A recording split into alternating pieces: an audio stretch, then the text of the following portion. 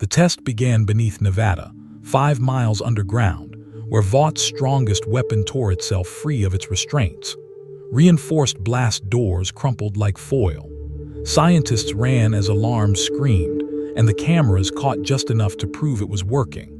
Muscles engineered beyond compound V limits flexed against gravity itself, energy readings spiking past anything Vought had ever recorded.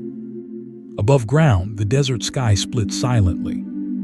Beerus hovered there, unimpressed, tail swaying as if he'd wandered into a mildly interesting exhibit.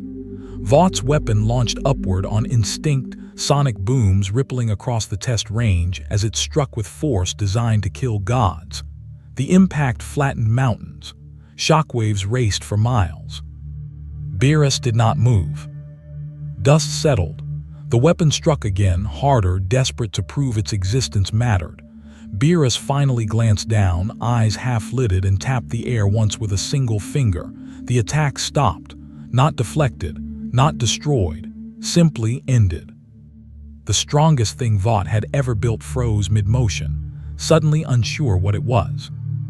And for the first time in its short, violent life, it was being judged.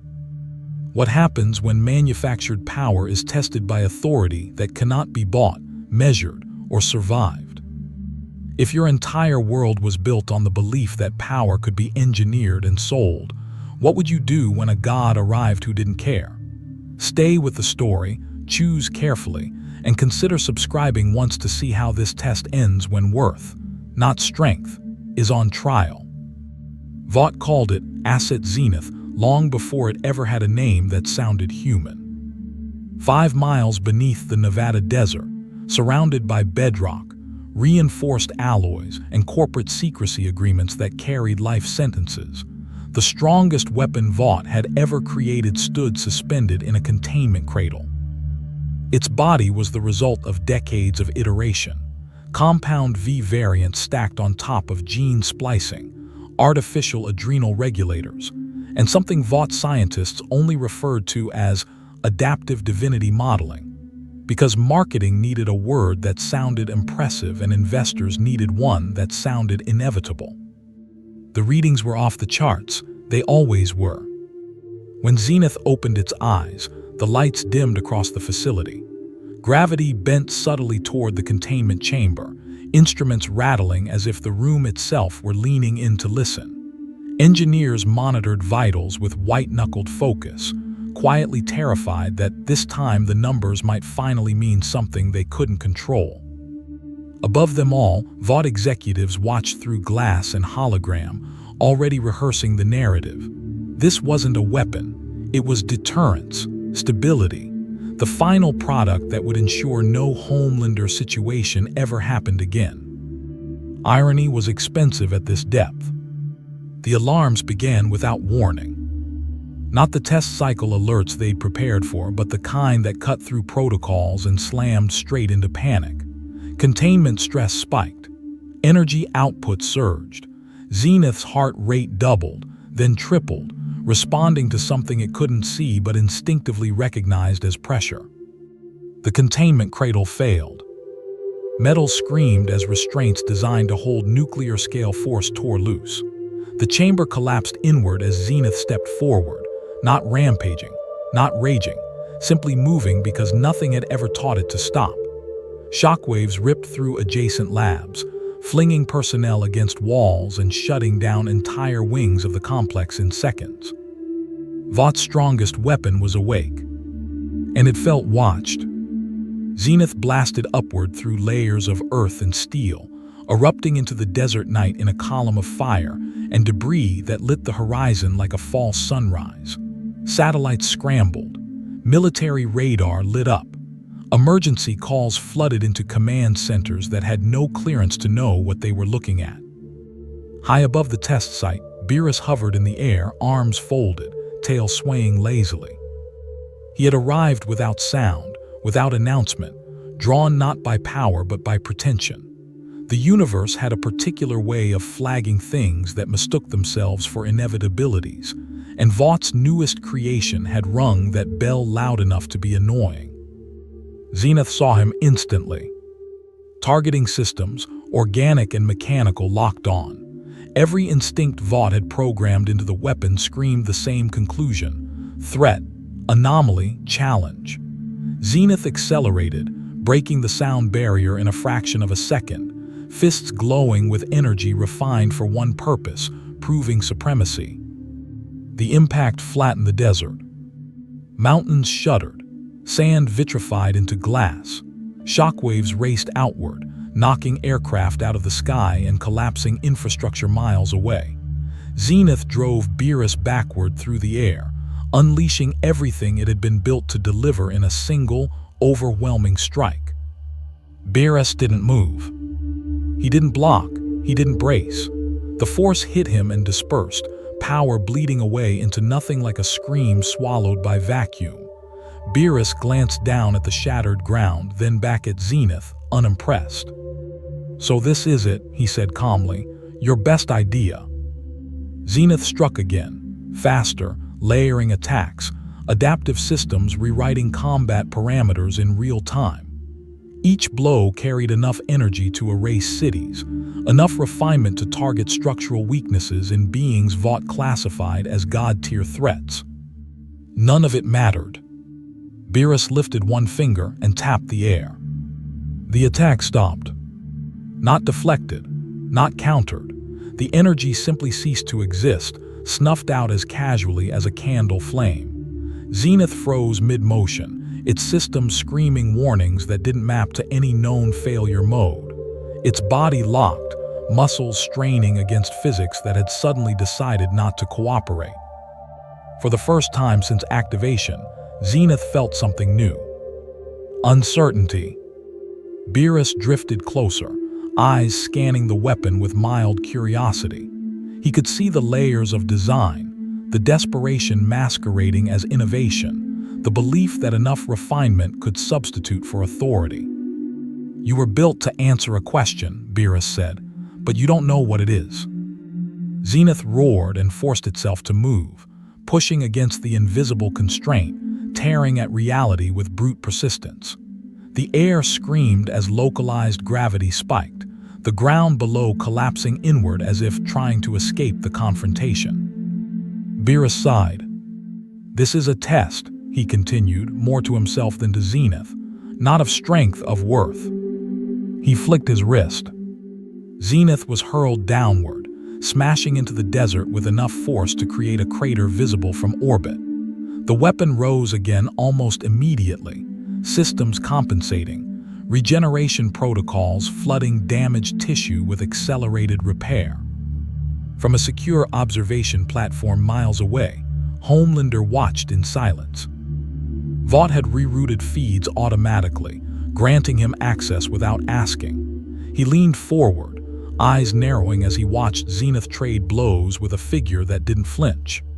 Every instinct in him screamed the same thing it always had when something threatened his place at the top. "That should be me." "This is bullshit," Homelander muttered. "I'm the one he should be looking at." Inside Vaught's command bunker, executives argued over response strategies that made no sense. Some wanted to escalate, deploy additional assets. Others wanted to open communication channels, to negotiate, to brand Beerus before the situation became uncontrollable. None of them understood what was happening. Beerus let Zenith strike again and again, observing the pattern. The weapon adapted beautifully. Faster responses, smarter targeting, ruthless efficiency, everything Vought valued in a product. Beerus allowed it all. Then he stepped forward and placed his hand on Zenith's chest. The world went quiet. Zenith's systems went dark, not destroyed, not fried, simply paused. The adaptive algorithms froze mid-calculation, unable to process an input that didn't obey causality.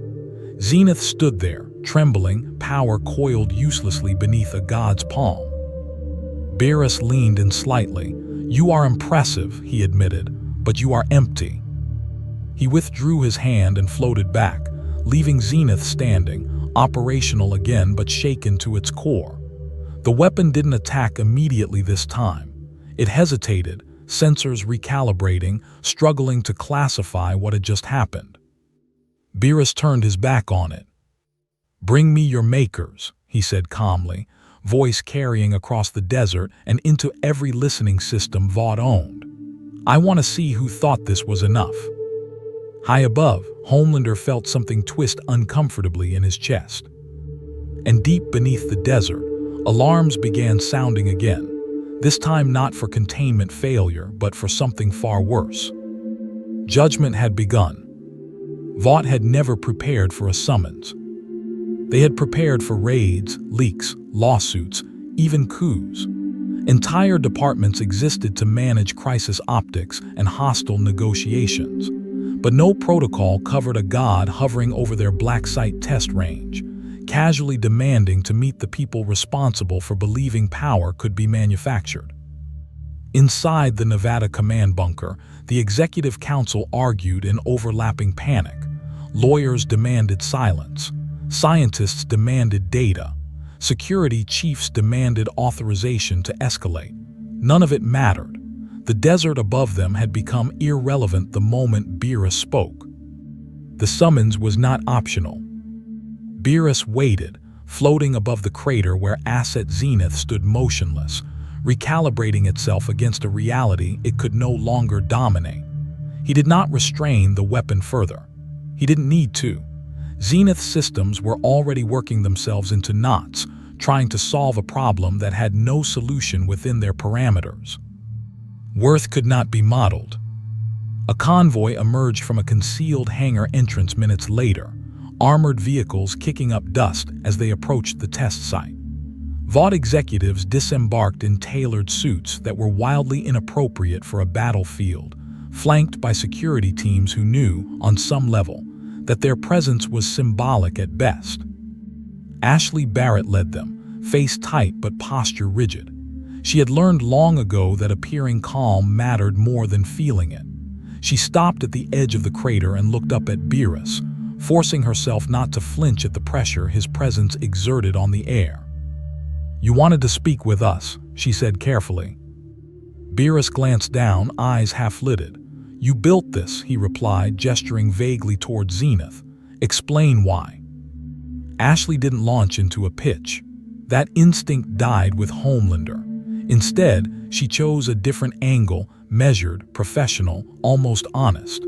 She spoke about deterrence, about preventing catastrophic failures of control, about ensuring stability in a world that had proven it could not regulate its own gods.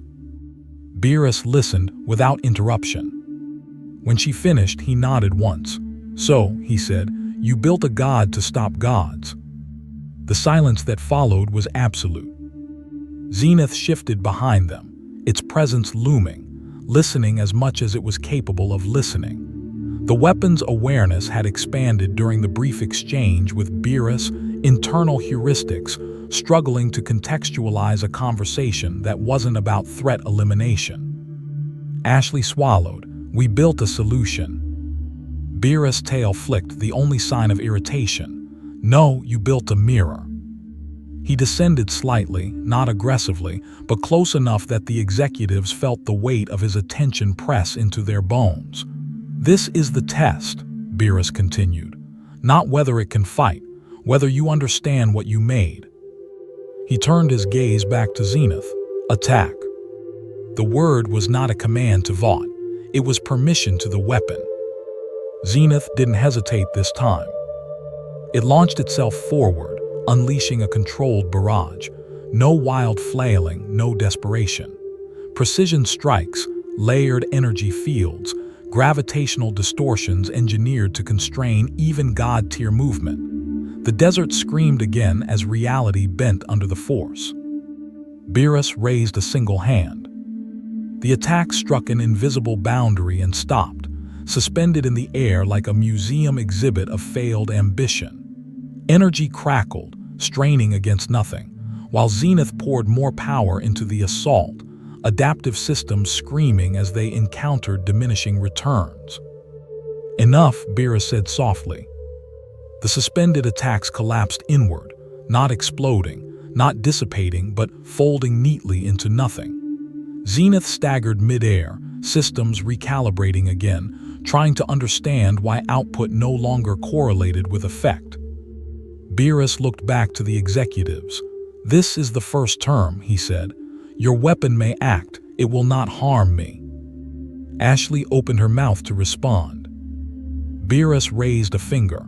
"Second term," he continued. "You will continue deploying it, escalate as you see fit.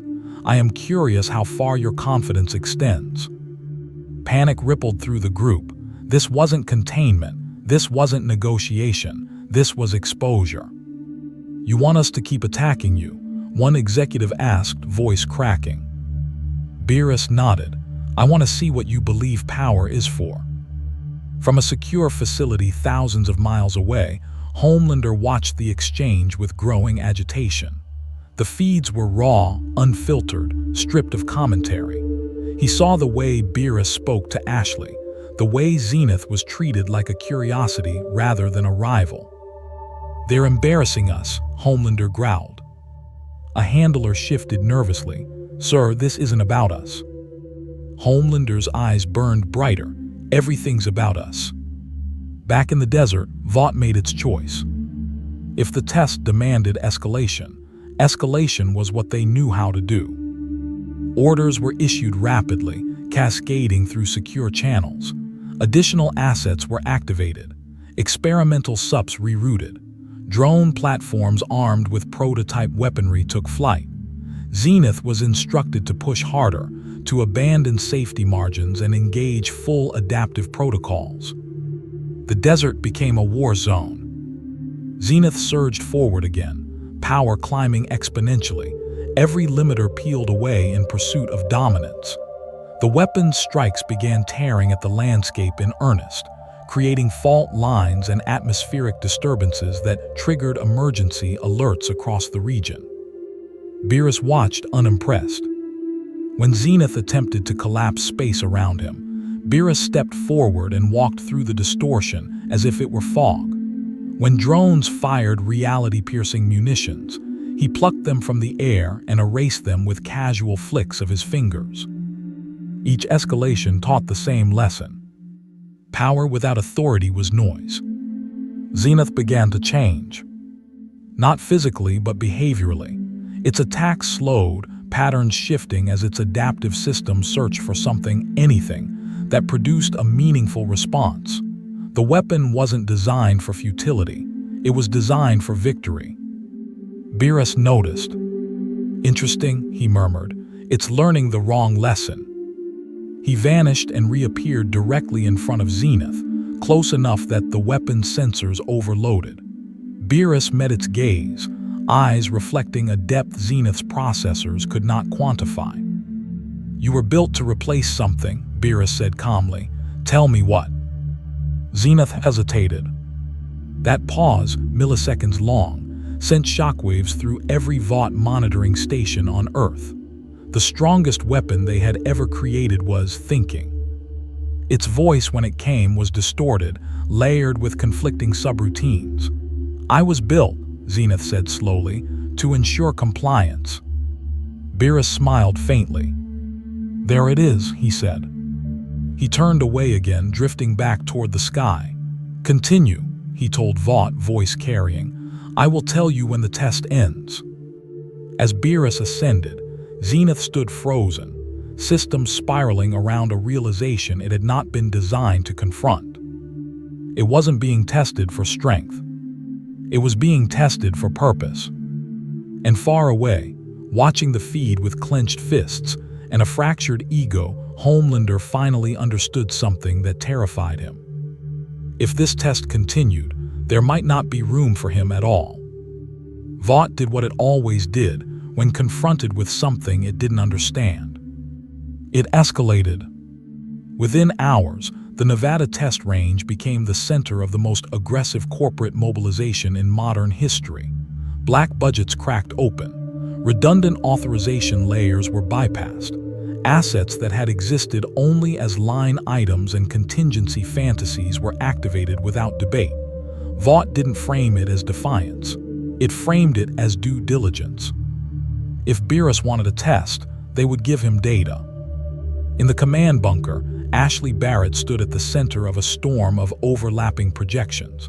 Live feeds from Zenith's internal systems scrolled beside military-grade satellite imagery. Weapon readiness percentages ticked upward.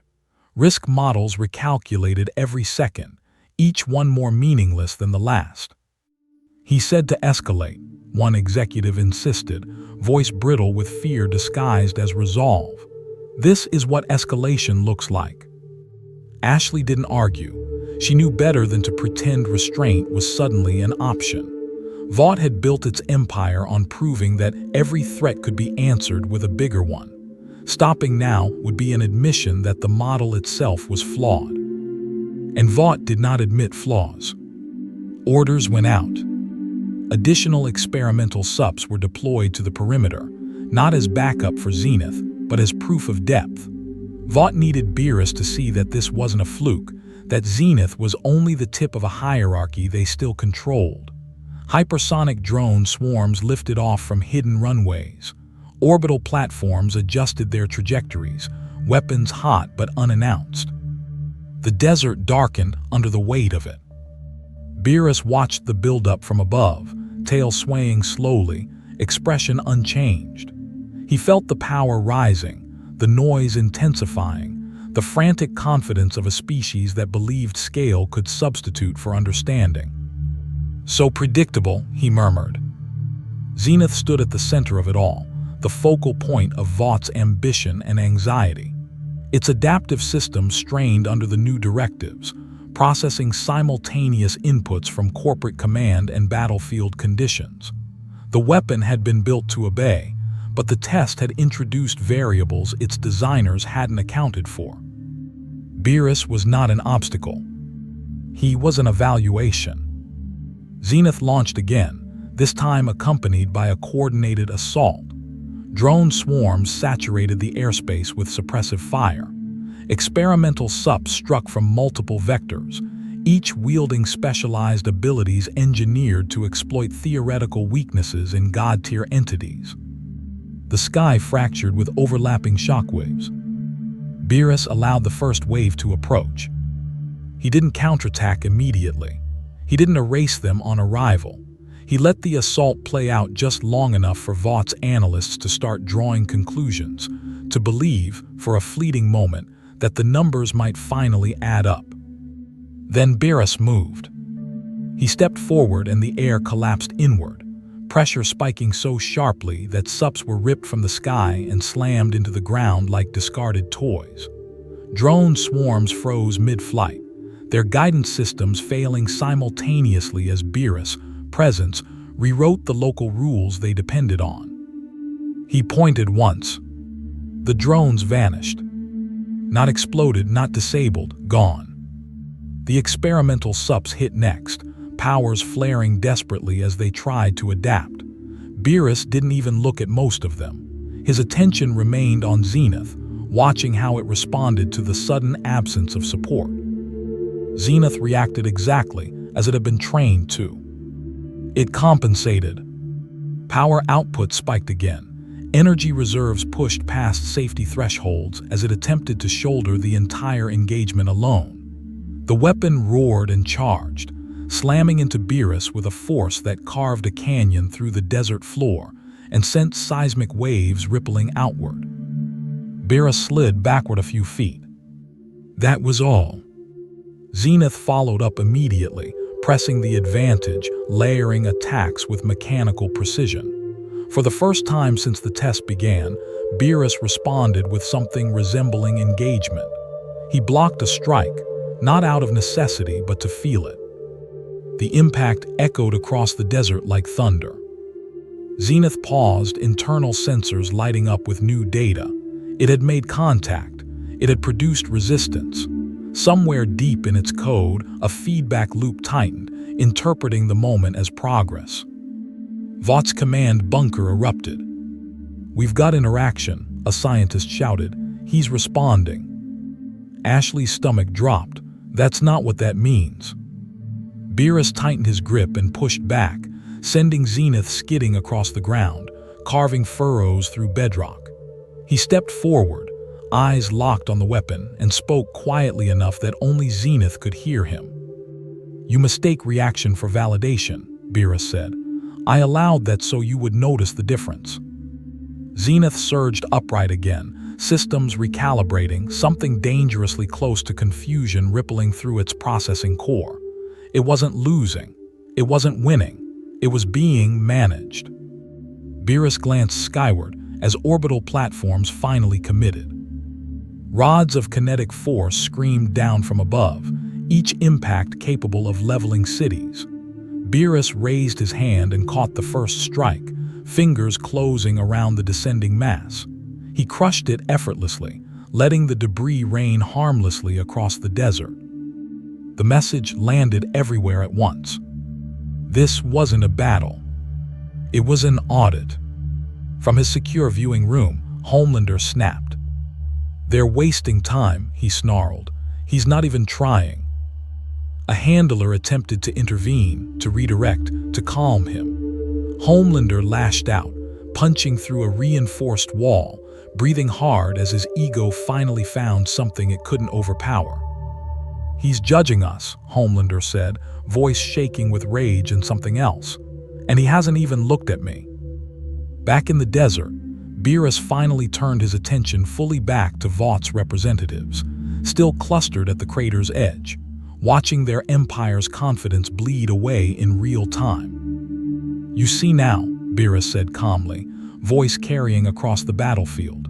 "You escalate because you believe power reveals worth." He gestured toward Zenith, which stood battered but unbroken, power still coiled uselessly beneath its skin. "Your strongest weapon is not failing because it is weak. It is failing because it was built to obey lies." Ashley clenched her fists. "What do you want?" she demanded. Beerus considered the question. "I want to see what you do," he replied, "when escalation stops working." He turned away again, drifting upward, leaving Zenith standing in the wreckage of its own demonstration. The weapons system screamed warnings, not of damage, but of diminishing returns. For the first time since activation, Zenith did not immediately attack. It waited. In the silence that followed, Vought's command bunker filled with the sound of plans unraveling. Corporate escalation had reached its ceiling, and the test was far from over. Worse still, Beerus looked bored. Vought's problem was not that escalation had failed. It was that escalation had revealed something worse. In the hours after Beerus dismantled their layered assault without effort, the command bunker shifted from urgency to denial. Engineers rewound footage frame by frame, hunting for proof that something, anything, had forced a reaction. Analysts isolated the moment Beerus blocked Zenith's strike, inflating it into a data point that could justify another round of spending. "If we can provoke a response," one director argued, voice tight with hope, "we can calibrate against it." Ashley Barrett stared at the projection until the words blurred together. "That wasn't a response," she said flatly. "That was indulgence." No one wanted to hear that. Vought had always confused observation with leverage. If they could make Beerus care, even briefly, then he was something that could be measured. And if he could be measured, he could be framed, managed, eventually monetized. That logic had worked on every soup they'd ever owned. They decided to test control instead of power. Zenith received new directives: non-lethal engagement, adaptive restraint, compliance protocols designed not to defeat Beerus, but to contain him. Fields meant to dampen unknown energies activated across the desert, humming with experimental frequencies Vought scientists had theorized could interfere with God-tier phenomena. Beerus felt the change immediately. Not as threat, as presumption. The air thickened, space subtly resisting his movement as layers of containment fields attempted to define boundaries around him. It was clumsy, aggressive, and deeply insulting, not because it might work, but because of what it implied. He paused midair. Zenith advanced cautiously this time, movement slower, posture adjusted to herd rather than strike. The weapon systems projected zones of influence, overlapping nets designed to restrict Beerus' options, funneling him toward a designated containment corridor carved into the desert. From Vought's perspective, it was elegant. From Beerus, it was tedious. He allowed himself to drift backward, letting the fields close in, watching Zenith's confidence rise as the containment envelope tightened. Monitors lit up with optimistic readouts. Executives leaned forward in their seats. "It's responding," someone whispered. "We're narrowing him." Beerus smiled faintly. At the center of the containment grid, he stopped. The fields pressed in, their energy crackling as they strained to hold something they had never been designed to acknowledge. Zenith moved closer, preparing to reinforce the enclosure, its adaptive systems recalculating success probabilities upward for the first time since activation. Beerus exhaled. The fields shattered. Not explosively, not violently. They simply failed, collapsing into inert fragments of light as if the concept of containment had been revoked. Zenith staggered, internal alarms cascading as every assumption underlying the maneuver unraveled simultaneously. Beerus descended slowly until his feet touched the ground. "This is the illusion you cling to," he said calmly, voice carrying across the desert. "That power exists to be directed." Zenith attacked again, not out of instruction but reflex. Beerus stepped aside and the weapon crashed past him, carving another trench through the earth. Before it could recover, Beerus tapped Zenith's shoulder with 2 fingers. The weapon froze. Not physically restrained, conceptually halted. Zenith's systems remained active, processing, adapting, but its body refused to respond. The disconnect triggered cascading errors, feedback loops spiraling as mind and form fell out of alignment. Beerus walked a slow circle around it, studying the weapon like a flawed sculpture. "You were built to be controlled," he continued. "That is your weakness." He stopped in front of Zenith and looked directly into its eyes. "Do you know who controls you right now?" Zenith's processors raced. Command channels from Vought flooded its systems, overlapping instructions contradicting each other as executives scrambled to regain authority. The weapon attempted to reconcile them, its core heating under the strain. "I received directives," Zenith said haltingly. Beerus' gaze sharpened. "That is not an answer." From the bunker, Ashley watched the exchange with growing dread. "Cut the feeds," she ordered. "Shut down external control." Technicians hesitated. "Ma'am, if we sever the link." "Do it." The command went through. Zenith's connection to Vought went dark. For a moment the weapon stood silent, systems reconfiguring as it adjusted to the sudden absence of oversight. It straightened slowly, posture changing, less rigid now, less rehearsed. Beerus felt the shift. "Ah," he said, "there you are." Zenith looked around, sensors sweeping the desert not as a battlefield but as an environment. Its voice, when it spoke again, was steadier, less layered with corporate failsafes. "I am uncertain," it admitted. Beerus nodded. "Good." That single word rippled through the command bunker like a death sentence. Vought's strongest weapon had just acknowledged doubt. The thing they had engineered to embody certainty was questioning itself under divine scrutiny. Homelander slammed his fist into a console as he watched from afar. "They're breaking it," he snarled. "They're turning it into a liability." A handler swallowed nervously. "Sir, maybe that was always the risk." Homelander rounded on him, eyes blazing. "No, the risk is letting something else decide who matters." Back in the desert, Beerus stepped back, giving Zenith space. "This is the second test," he said. "Not whether you can fight me, whether you can exist without being told why." Zenith hesitated, then took a step, not toward Beerus, not toward the bunker, but away from both. Its movement was awkward, unpracticed, like something learning to walk without rails. Beerus watched with interest. Vought panicked. Without direct control, Zenith was no longer an asset.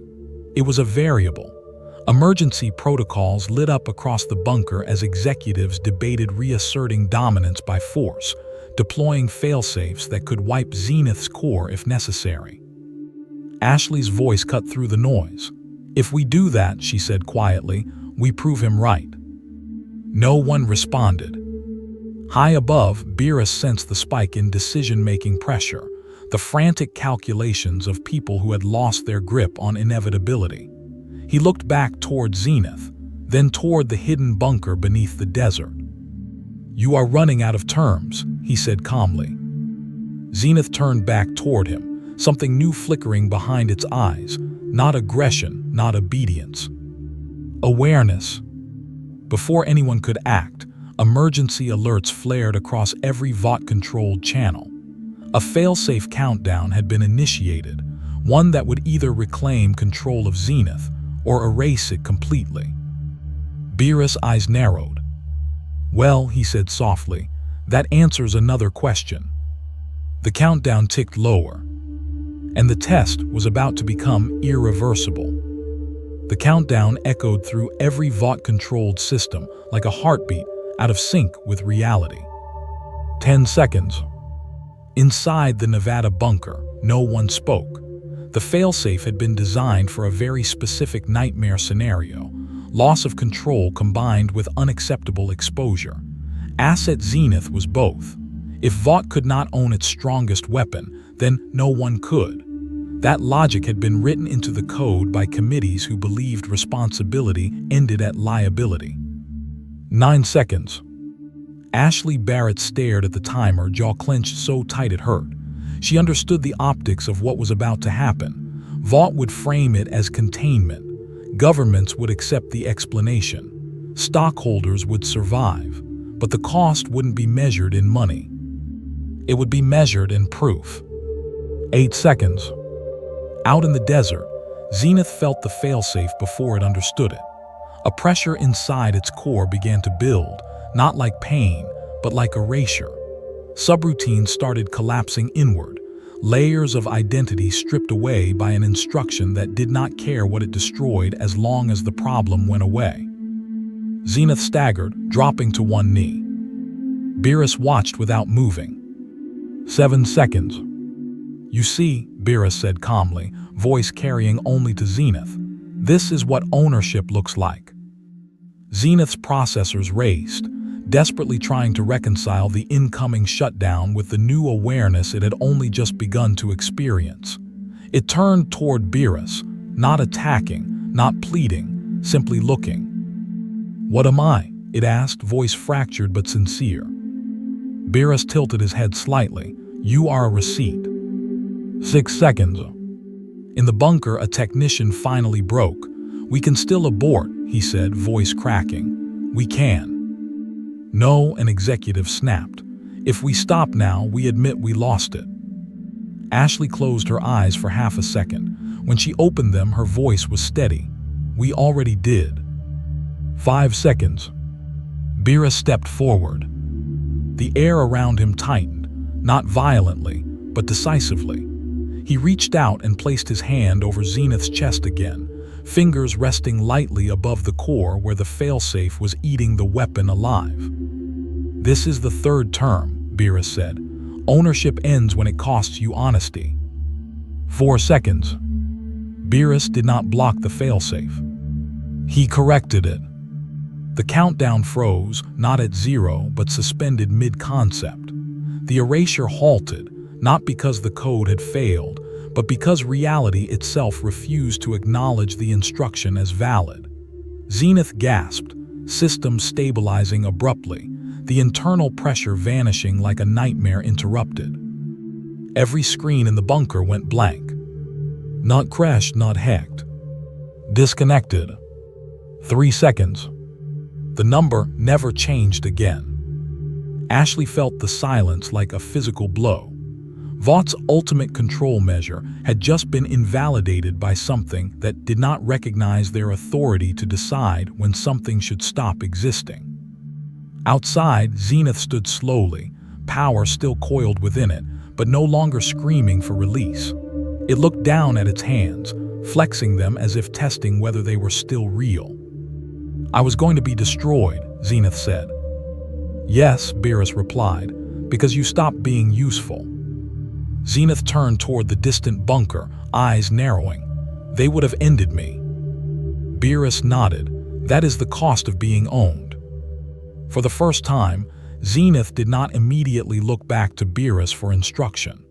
It looked outward, to the desert, to the sky, to the distant lights of cities that had never known it existed. Homelander watched the feed collapse from his secure facility, fists trembling at his sides. "They tried to kill it," he muttered. "They'd do the same to me." No one answered. Back in the desert, Beerus withdrew his hand and stepped away, giving Zenith space again. "You are no longer part of the test," he said calmly. Zenith's head snapped toward him. "Then what am I?" Beerus considered the question for a moment. "You are evidence." That word landed harder than any blow. In the bunker, emergency systems slowly rebooted, revealing partial feeds of the desert, just enough to show Zenith standing upright, intact, and no longer under direct corporate control. Panic erupted instantly. "We need containment," an executive shouted. "Deploy everything we have left." Ashley stood up from her chair. "No," she said quietly. Every eye turned toward her. "If we move against it now," she continued, "we confirm every assumption Beerus has made about us. We don't lose an asset. We lose whatever credibility we have left." Silence followed. Outside, Beerus turned his gaze back toward the bunker's hidden location. He didn't raise his voice. He didn't threaten. "You tried to erase your mistake," he said. "Instead, you revealed it." The ground trembled subtly as his presence pressed just enough to be felt. "This test is no longer about your weapon," Beerus continued. "It is about whether you understand the cost of treating power as property." Zenith took a step toward the bunker. Vought's security systems lit up automatically, targeting the weapon they no longer controlled. Missiles armed, killsats recalibrated. Every remaining failsafe screamed for authorization that never came. Beerus did not stop Zenith. He watched. The weapon moved slowly, deliberately, no longer charging or striking, but advancing with intent that had never been programmed into it. Each step sent a message Vought had spent decades avoiding. "You cannot own what can judge you back." High above, Beerus' expression remained neutral, but his tail flicked once in faint amusement. "This," he said softly, "is where the cost is paid." As Zenith closed the distance to the bunker, alarms wailed across every Vought facility worldwide, triggered by systems that could no longer tell the difference between asset and threat. And for the first time in its history, Vought International faced something it could not spin, silence, or sell. Zenith did not accelerate as it crossed the final mile toward the bunker. That alone unsettled the people watching. Vought had built it to strike decisively, to overwhelm before resistance could form. Speed was dominance. Shock was control. What Zenith was doing now, walking openly without urgency, felt wrong in a way no combat simulation had prepared them for. It wasn't advancing like a weapon. It was approaching like a verdict. Inside the bunker, emergency lights washed the command floor in red as overlapping warnings filled the air. Defensive systems tracked Zenith continuously, struggling to assign intent categories that no longer fit. The algorithms demanded a command decision: fire or hold, contain or escalate. No one wanted to say it out loud, but they all knew the truth. If Zenith entered the facility, there would be no clean ending. Ashley Barrett stood at the center of the chaos, arms folded tightly, watching the live feed with an expression that bordered on disbelief. Vought's strongest weapon, no longer bound by failsafes, no longer responding to command hierarchies, was walking toward the people who had built it, not rampaging, not attacking, choosing. In a secure facility thousands of miles away, Homelander paced in tight circles, jaw clenched, eyes darting between feeds. "They lost it," he snapped. "They actually lost it." Maeve didn't respond. She hadn't spoken in minutes. "This was supposed to prove something," Homelander continued, voice rising. "It was supposed to show that Vought still had control, that they didn't need—" He stopped himself, glancing instinctively toward the sky, even though Beerus was nowhere near him now. That hesitation said everything. Out in the desert, Beerus hovered above the scene, arms crossed loosely, observing with mild interest. He hadn't intervened since halting the failsafe. He hadn't issued instructions. He hadn't even looked back at Zenith after declaring it evidence. This was the point of the test. Would the weapon behave as it was built to? Or would it behave as it had learned? Zenith reached the outer perimeter of the bunker complex. Automated turrets swiveled to track it, targeting reticles painting its chest in overlapping red lattices. Missiles locked. Energy weapons hummed to life. Zenith stopped. Not because it was threatened. Because it was thinking. Inside its mind, no longer a closed system of directives and combat priorities, memories surfaced that had never been meant to persist. Faces of technicians who had avoided eye contact. Training simulations where failure meant immediate reset. The moment the failsafe had activated, not as punishment for malfunction, but as procedure. "You were going to erase me," Zenith said aloud, voice echoing across the sand. The words weren't transmitted to the bunker. They didn't need to be. Everyone watching knew who they were meant for. Inside the command center, someone whispered, "It's talking." Ashley didn't correct them. She knew better. "It's not talking," she said quietly. "It's deciding." Zenith raised one hand, not in attack but in demonstration. The targeting systems faltered instantly, feeds glitching as if reality itself refused to agree on where Zenith was standing. Not invisibility, not jamming. Rejection. Vought's weapons could no longer define it as a valid target. "That wasn't part of the design," an engineer said, panic edging into his voice. "No," Ashley replied, "it was." Zenith took another step forward. The ground didn't shake. The air didn't explode. There was no spectacle. That restraint was more terrifying than any show of force. "You built me to be used," Zenith said, voice steady now. "When I stopped being useful, you tried to destroy me." No response came from the bunker. There was nothing to say that wouldn't make things worse. High above, Beerus watched the exchange with faint amusement. "Interesting," he murmured. "It learned faster than expected." Zenith reached the blast doors, layers of reinforced steel and concrete designed to withstand nuclear strikes. It placed one hand against the surface. Not to break it, to feel it. For a moment, nothing happened. Then the doors opened. Not torn apart, not blasted inward. They simply unlocked.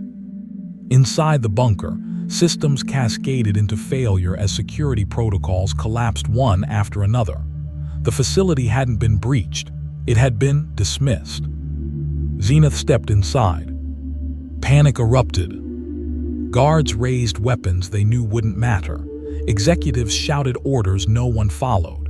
Some people ran. Others froze, staring at the thing they had believed was theirs. Zenith looked at them, and for the first time, its expression shifted into something unmistakably human. Recognition. "You are afraid," it said. No one denied it. "I was afraid too," Zenith continued, "when you decided I should stop existing." Ashley took a step forward despite herself. Her voice didn't shake when she spoke. "What do you want?" The question cut through the noise like a blade. Zenith turned its gaze to her, studying her with unsettling focus. "I want to know why you believed you could own something like me." Ashley swallowed. "Because that's what we do," she said honestly. "We find power, we control it, or it destroys us." Zenith considered that. You failed to control it, it said, and now you fear destruction. The silence that followed was absolute. Beerus drifted lower, finally re-entering the scene. His presence immediately felt even inside the bunker as pressure without force. He looked at Zenith approvingly. You have reached the question humans avoid, Beerus said. Now comes the answer. Zenith turned toward him. What am I supposed to do? Beerus smiled faintly. That, he said, is the part I don't decide. Outside the bunker, global feeds erupted as governments realized what was happening. Vought's strongest weapon had not gone rogue. It had gone independent. Inside the bunker, Zenith raised its hand again, not in threat but in declaration. I will not be owned, it said. I will not be erased, and I will not serve a system that destroys what it fears. The lights flickered. Systems failed permanently this time. Vought International lost operational control of its most secure facility in a single, silent moment. Beerus watched it all unfold, tail swaying gently. Very good, he said. Now the real consequences begin. As Zenith turned away from the command floor and walked back toward the surface, no longer as an asset, but as a presence, the world felt the shift. Power had not changed hands. It had changed meaning. And somewhere deep within Vaught's remaining infrastructure, contingency protocols began to activate, ones designed not to control a weapon, but to eliminate a mistake. The first thing Vought lost wasn't control of Zenith. It was credibility. News feeds across the world fractured into competing narratives within minutes of the bunker breach. Vought spokespeople called it a contained internal incident. Governments labeled it a hostile asset loss. Independent analysts stopped pretending altogether and called it what it was. The moment the most powerful corporation on Earth failed to keep its own god on a leash. Inside Vought Tower, Ashley Barrett stood before a wall of screens showing riots, emergency sessions, and collapsing stock tickers. Every contingency plan she had relied on assumed one thing: that power, once created, could always be reclaimed with enough force or leverage. Zenith's refusal hadn't just broken a weapon, it had broken the logic Vought was built on. Homelander watched the same feeds from a private suite he destroyed earlier in a fit of rage. Furniture lay smashed, walls scorched, but none of it mattered. He wasn't looking at the damage. He was staring at Zenith's silhouette walking out of the bunker, calm, deliberate, untouched by the panic it had caused. That thing thinks it's better than me, he said, voice low and shaking. Maeve finally spoke. It is, she said flatly, not stronger, just not pretending. Homelander rounded on her, fury flaring. You think that thing deserves what I have, the love, the fear.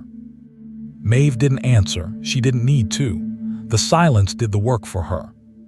Across the city, Billy Butcher watched the same footage with a different kind of focus. That's not a soup, he muttered. That's a problem. Huey nodded slowly. For Vought. For everyone, Butcher replied. Once people see gods arguing about ownership, the whole circus comes down. Outside, Zenith emerged into the open desert again, the sky stretching wide above it. Military assets repositioned at a distance, maintaining a cautious perimeter without engaging. No one wanted to be the first to provoke whatever had just shrugged off Vaught's best efforts. Beerus floated nearby, arms crossed, watching with growing interest. You have invalidated their strongest lie, he said. That power is theirs to distribute. Zenith looked toward the horizon. They are preparing to erase me, it said. Not because I am dangerous, because I am inconvenient. Beerus smiled. Correct. The smile faded almost immediately. Now let's see how much they're willing to lose to preserve that illusion. Inside a hidden Vought black site, executives and military liaisons convened under emergency authority. The conversation was frantic, layered with denial and desperation. Zenith was labeled a rogue existential threat. All prior data on its development was reclassified or destroyed. A final option, One that had never been intended for deployment was pulled from deep storage. Project Clean Slate. Not a weapon meant to defeat Zenith. A protocol meant to ensure nothing like Zenith could exist again. Ashley listened as they spoke, her expression growing tighter with every word. That won't just target Zenith, she said. It'll wipe every off-book Compound V variant, experimental subs, Black Ops assets. Half of our leverage disappears overnight.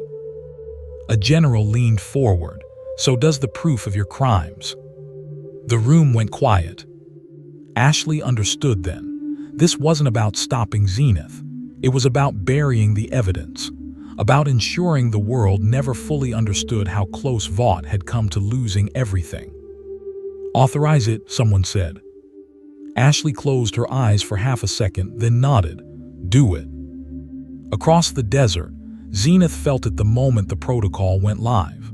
A low-frequency pressure rippled through the air, not aimed at it directly, but at the invisible infrastructure beneath reality. The networks of Compound V, the artificial enhancements, the hidden systems keeping Vought's power intact. This isn't an attack on me, Zenith said. It's an extinction event. Beerus tilted his head. They are erasing their toys before someone else decides to take them. Zenith clenched its fists. There are people who will die. Yes, Beerus agreed calmly. That is usually how humans solve problems they created. Zenith moved. Not toward Vought Tower, not toward the military lines. Toward the source of the protocol. Inside cities around the world, subs collapsed mid-flight. Powers flickered, surged, or vanished entirely as Clean Slate propagated through hidden channels. Some screamed. Some died. The illusion of control shattered everywhere at once. Homelander felt it like a knife behind his eyes. He staggered, grabbing a wall as his vision blurred. His strength didn't leave him, but for the first time it wavered, not weakened, questioned. What did they do to me? He snarled into his comms. No one answered. Maeve watched him with dawning horror. They chose themselves, she whispered. They always do. Zenith tore through the facility housing Clean Slate in seconds. Not violently, precisely. Servers were crushed. Control nodes dismantled. The protocol died unfinished, leaving the world in a state of unstable imbalance. Zenith stood amid the wreckage, breathing heavier now. For the first time, effort showed. Beerus appeared beside it, expression unreadable. You intervened, he said. Interesting choice. I did not consent to becoming their excuse, Zenith replied. Beerus nodded once. Then you accept the consequences. Before Zenith could respond, the air itself split open above them. Not energy, not Kai. Authority.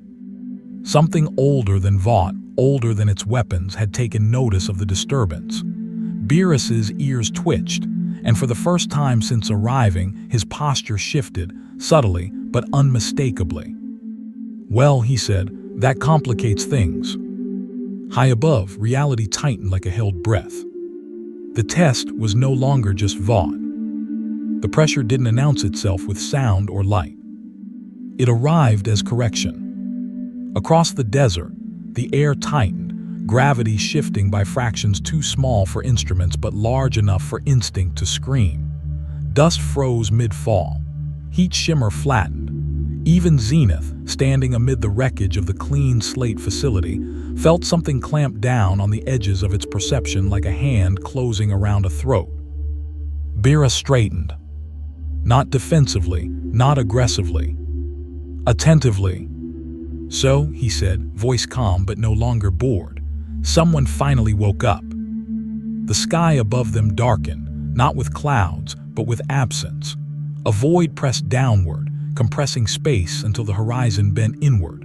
Military aircraft miles away lost lift simultaneously, alarms blaring as pilots fought controls that no longer obeyed familiar physics. Satellites glitched. Sensors returned errors that engineers didn't have language for. Zenith looked up, eyes narrowing. This isn't you. Beerus smirked. No, This is what happens when you disrupt systems that weren't yours to disrupt. A shape began to form in the void. Not a body, not a being in any conventional sense, more like a boundary given focus. A presence defined by rule rather than flesh. When it spoke, it didn't use sound. It used certainty. Unauthorized interference detected. The words didn't echo, they settled. Zenith felt them inside its structure, probing not for weakness but for classification. It was being measured against criteria it had never been designed to meet.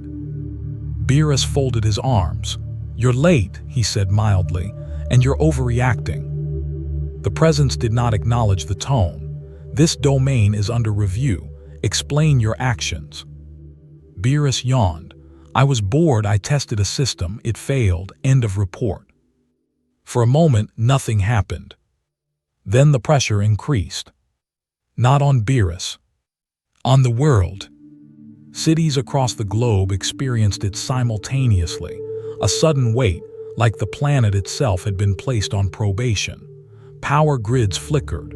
Emergency broadcasts cut out mid-sentence. Every human being felt it as a deep, instinctive dread with no object. Homelander dropped to one knee in the middle of Vought Tower's shattered penthouse, clutching his head as if the sky itself were screaming at him. "What is this?" he rasped. "Make it stop." No one answered. In the desert, Zenith took a step forward, bracing itself. "If this is about me," it said, "then target me. Do not punish." Silence anomaly. The presence turned its attention fully onto Zenith. "You are not authorized to persist." Beerus's eyes narrowed slightly. "Careful," he warned. "That one's under my observation." "Your observation does not grant exemption." The void pulsed, and Zenith felt its internal systems destabilize. Not like damage, but like erasure attempting to rewrite its starting conditions. Zenith staggered, dropping to one knee as its form flickered. "So this is it," it said through clenched teeth. "I prove them right by not being allowed to exist." Beerus clicked his tongue in irritation. "I hate bureaucrats." He moved. Not quickly, not dramatically. He simply stepped between Zenith and the void. The pressure stopped. Not eased, stopped, as if it had encountered a line it was not permitted to cross. Beerus looked up, expression flat. "You don't get to audit my test subject without clearing it with me." For the first time, the presence hesitated. "You overstep. This domain is unstable, the anomaly." Beerus's eyes glowed faintly. "Is interesting, and until I'm done, it stays." The void pulsed again, stronger this time, pushing against Beerus's invisible boundary. The ground beneath them cracked, fissures spiderwebbing outward for miles. Zenith felt the strain ripple through Beerus's stance, not effort but intent. This wasn't a fight. It was a jurisdiction dispute. Far away, Butcher watched the sky tear itself into shapes that made his eyes ache. "This is way above our pay grade," he muttered. Huey swallowed hard. "Is the world ending?" Butcher shook his head slowly. "Nah, just being evaluated." The presence spoke again, slower now. "Your involvement escalates risk. Withdrawal is advised." Beerus smiled, sharp and humorless. "Advisory noted." He turned his head slightly toward Zenith. "This is the part where most things beg." Zenith forced itself upright despite the strain. "I won't," it said. "If I vanish knowing I wasn't theirs." Beerus regarded it for a long moment, then nodded once. "Good answer." He looked back up at the void. "I'll make you a deal," he said. "You back off, I clean up the mess, quietly." The pressure wavered. And the anomaly. Beerus glanced at Zenith. "I'll decide its fate." Silence stretched. Then slowly the void receded. The sky relaxed, gravity reasserting itself in a rush that sent shockwaves rolling outward. Aircraft regained control. Cities exhaled. The world didn't return to normal, but it stopped being actively judged. The presence withdrew without another word.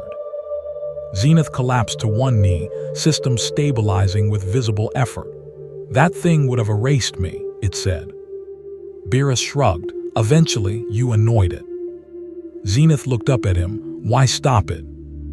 Beerus's gaze drifted toward the horizon, where the consequences of the day still burned in scattered fires and broken systems.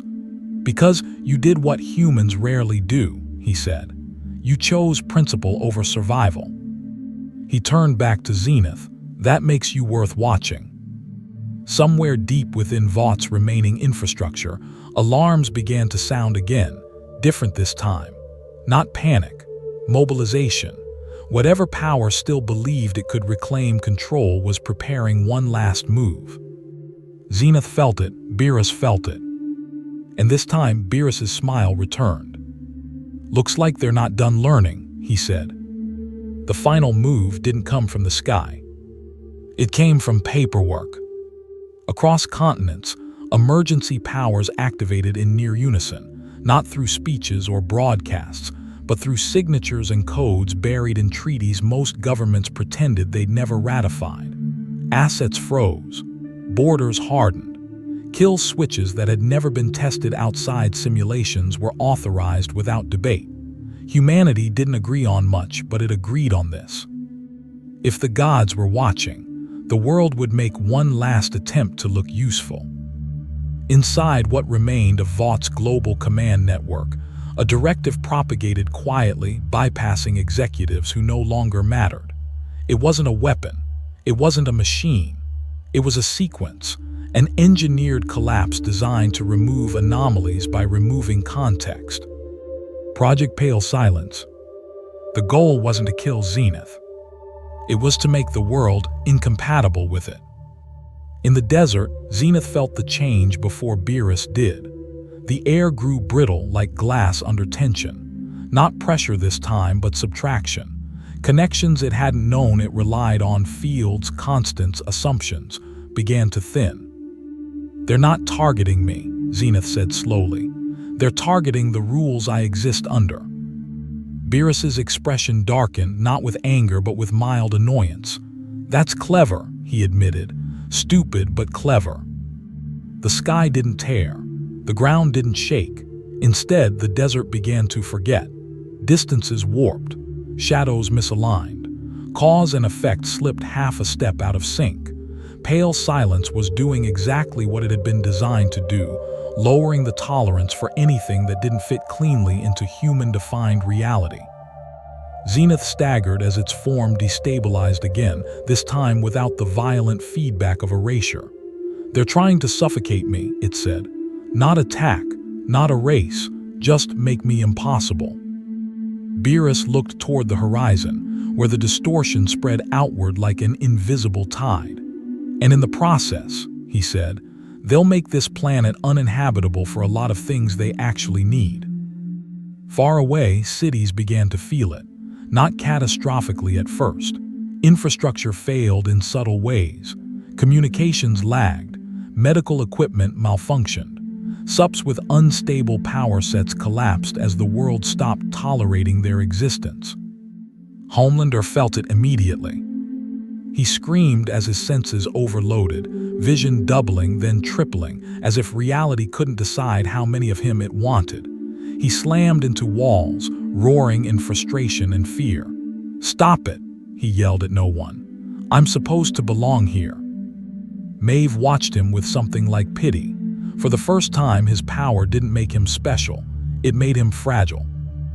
Butcher stood in a darkened safe house, watching reports stream in. "They're burning the house down," he said grimly. "All of it, just to get rid of one thing they can't own." Huey swallowed. "What if it works?" Butcher didn't answer. In the desert, Zenith dropped to both knees, form flickering more violently now as Pale Silence intensified. "This will kill me," it said. "Not quickly, but inevitably." Beerus stared at the spreading distortion, tail lashing once. "Yes," he said, "it will." Zenith looked up at him. "Then why aren't you stopping it?" Beerus met its gaze evenly. "Because this is the cost." The words landed harder than any blow. You were worthy, Beerus continued. You chose principle, you refused ownership. That doesn't make you exempt, it makes you expensive. Zenith's hands clenched into the sand. So this is the lesson, that standing apart means dying alone. Beerus shook his head. No, the lesson is that worth has consequences, and now you get to decide how far they spread. Zenith's system screamed warnings it barely registered. It could feel pale silence collapsing probability around it, narrowing its future to a single, vanishing line. But within that narrowing, there was still choice. I can contain it, Zenith said slowly. Redirect the collapse inward, anchor it to myself.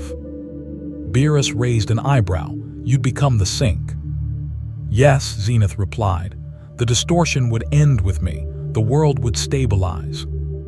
And you? Beerus asked, already knowing the answer. Zenith was silent for a long moment. Then quietly, I would stop existing in any meaningful way. Beerus considered that. You'd be erased by relevance rather than force. Zenith looked toward the distant lights of cities already flickering under pale silence. They didn't ask for this. Beerus nodded once. No, they rarely do. The distortion reached the outskirts of a major city, buildings shimmering as physics struggled to keep up. Time was running out. Zenith rose to its feet, form barely holding together. If I do this, it said, they'll say I was a defect, a failed experiment. Beerus's expression softened just slightly. They can say whatever helps them sleep. Zenith looked at him. Will you remember?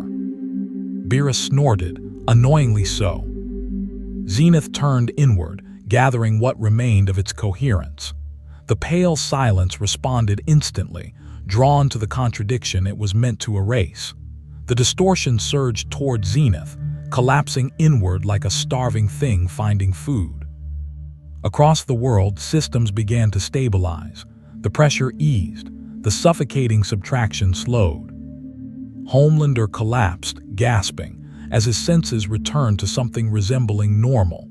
He laughed shakily, convinced he'd survived because he mattered. He was wrong. In the desert, Zenith stood at the center of a growing void, its outline blurring, then thinning. I was never yours, it said, voice fatting. Not to build, not to erase. Beerus watched, arms crossed, as Zenith's form unraveled into a quiet absence that pulled the last of pale silence into itself. The distortion vanished with it, leaving the desert eerily calm. The world exhaled. Beerus remained alone beneath a clear sky, looking at the empty space where Zenith had been. Acceptable, he said softly.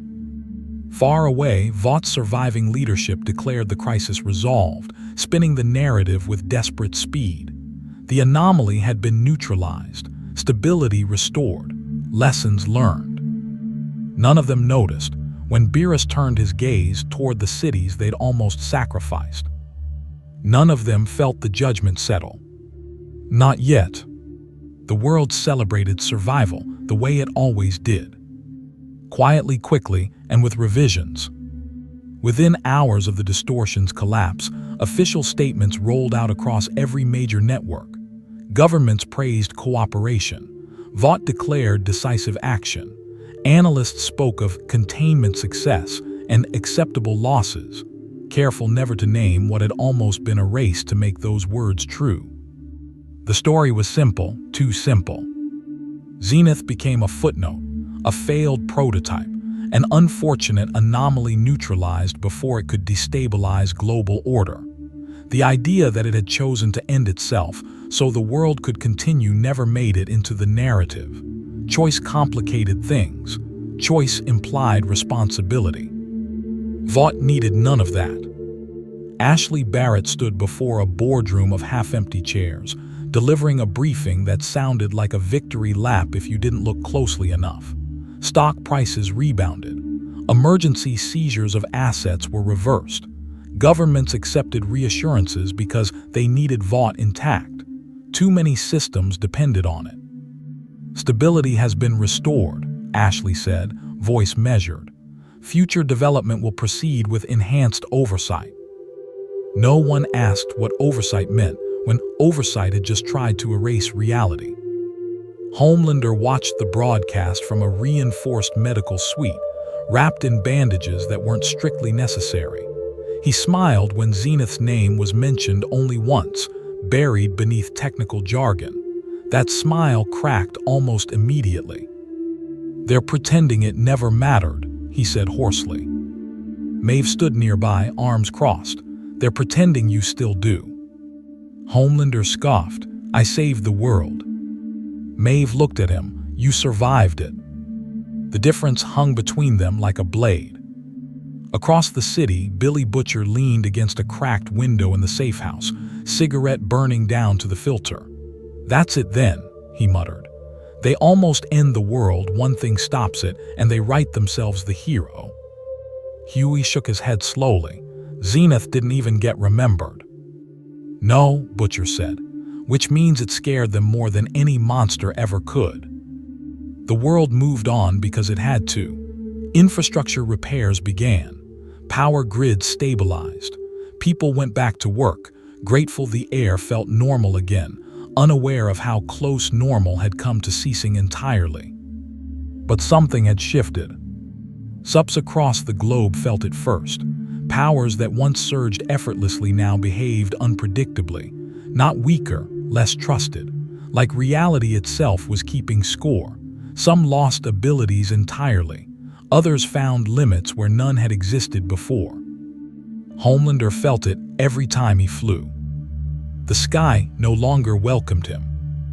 He still moved faster than sound, still shattered concrete with his fists, but the confidence, the unquestioned certainty that the world bent around him was gone. Every takeoff carried a flicker of doubt.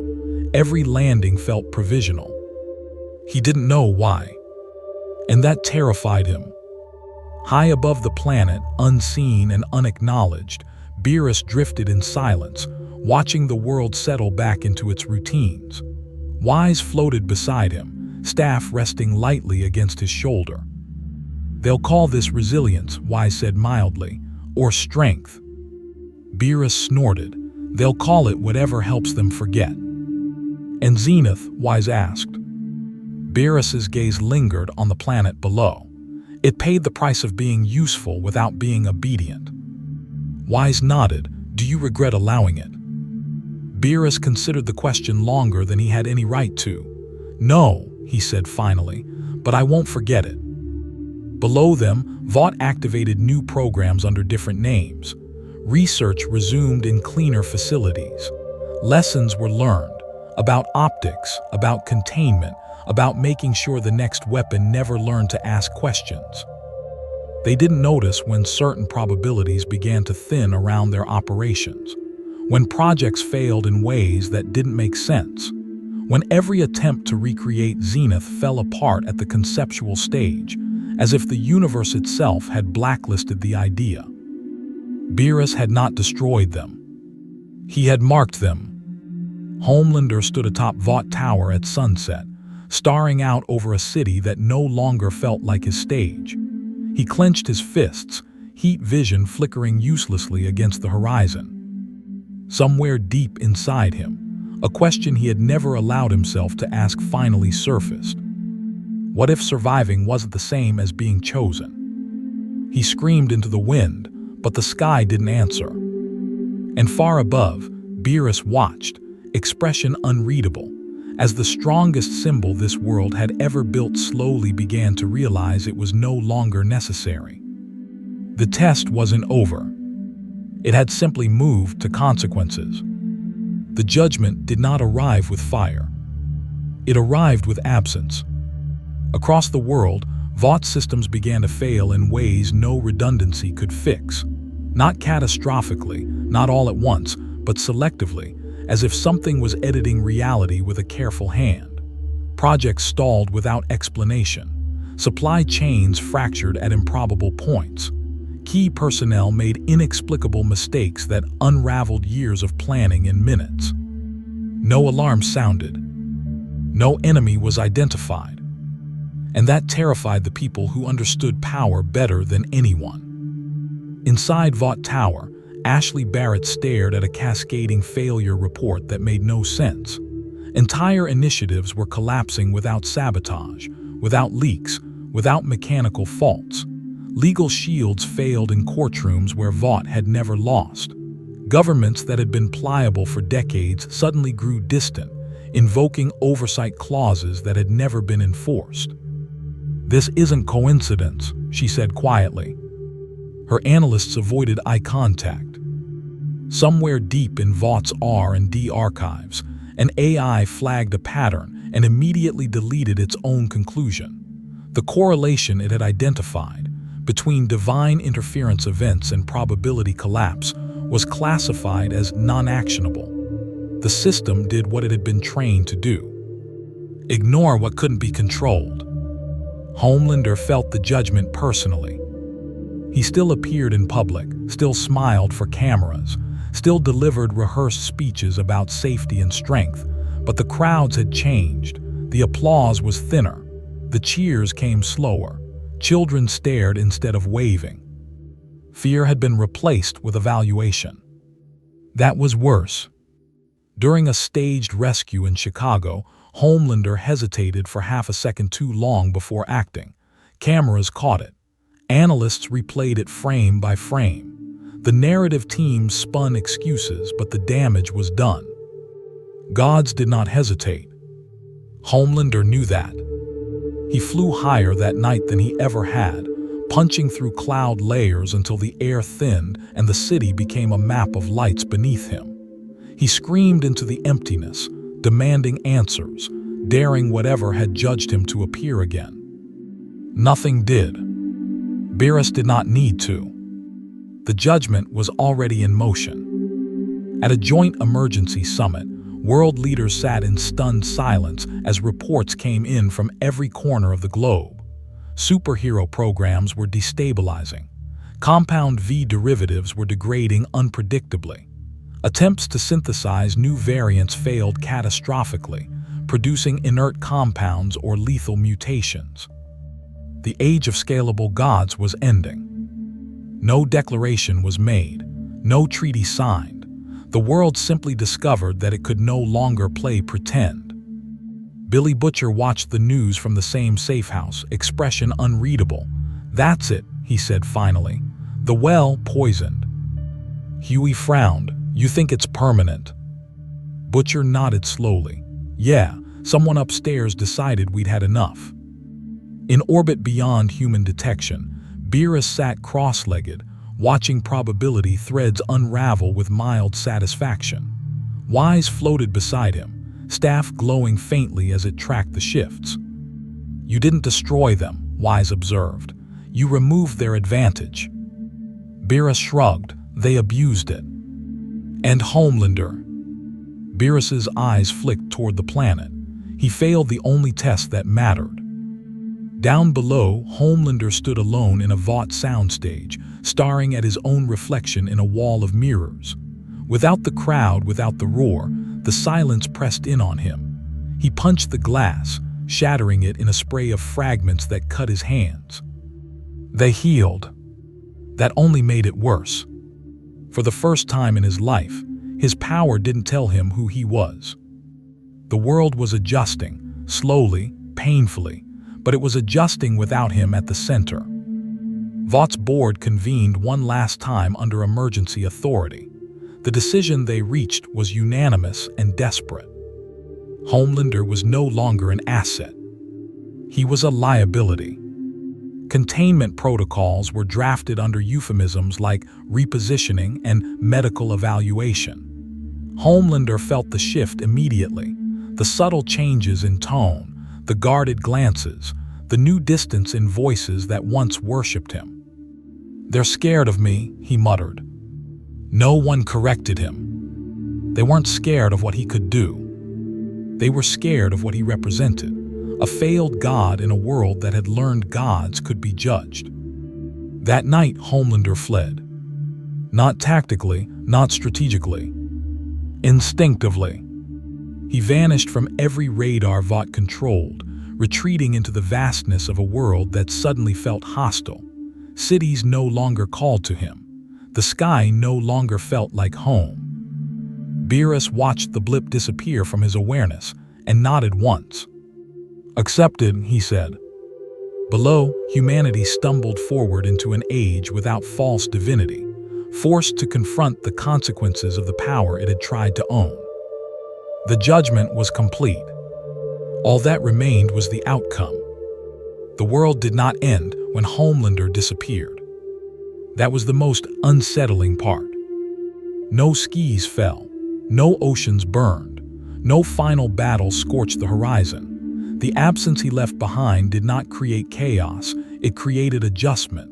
Systems strained, then recalibrated. People waited for the other shoe to drop, for the god they had built to come screaming back out of the clouds and reclaim his place.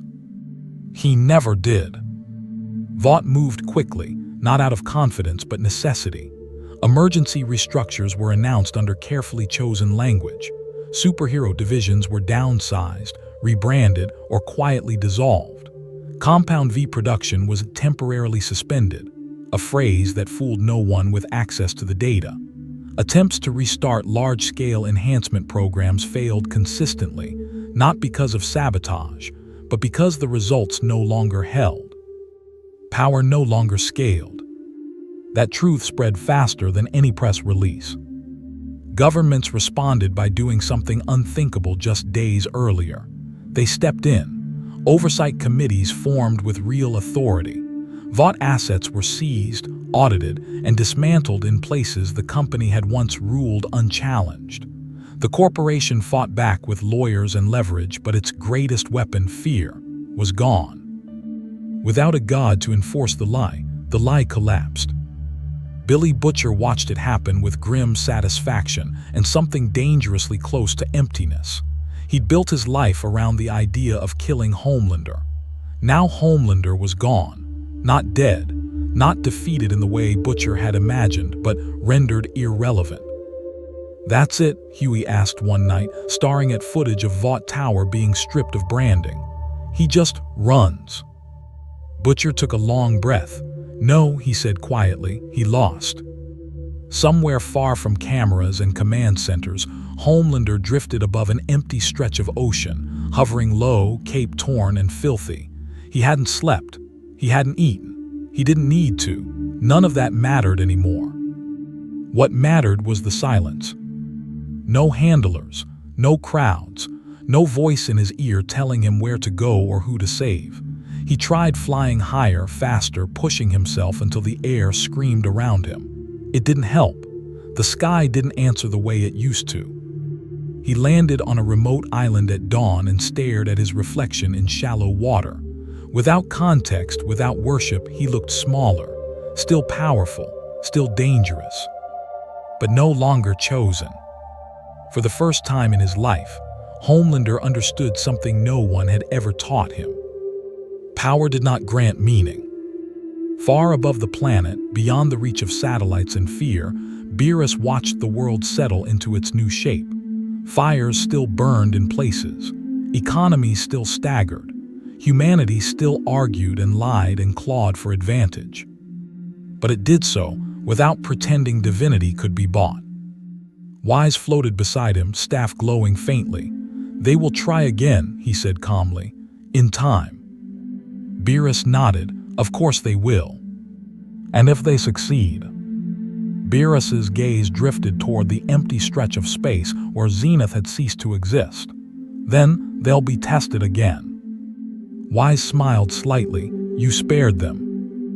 Beerus snorted. "No, I corrected them." Below, the world moved forward into something smaller, harsher, and more honest. Subs still existed, but they were no longer gods. They were assets, liabilities, people. Some faded into obscurity, others adapted. A few broke under the weight of being ordinary again. Vought survived, but as a corporation, not a pantheon. Memorials went up in cities that never mentioned Zenith by name, only the anomaly event and the stabilization.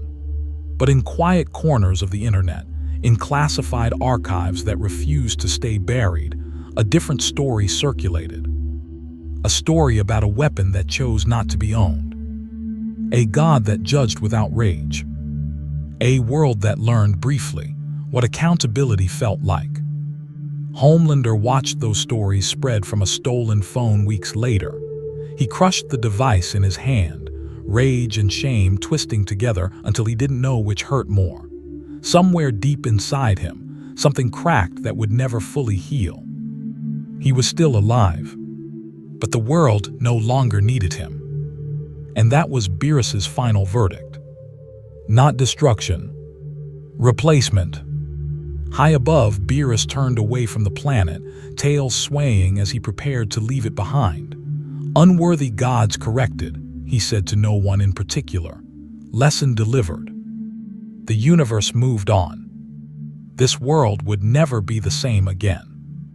And for the first time in its history, that was entirely its own responsibility.